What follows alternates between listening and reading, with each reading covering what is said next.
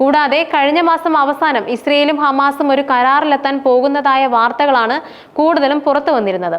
പക്ഷേ US പിന്തുണയുള്ള നിർദ്ദേശം തള്ളിക്കളയുകയാണെന്ന നിലപാടിൽ ഇരുപക്ഷവും എത്തി. ഇതിനെ തുടർന്ന് ഈ കരാർ അനിശ്ചിതത്വത്തിലായെന്നാണ് നിലനിൽക്കുന്ന സൂചന.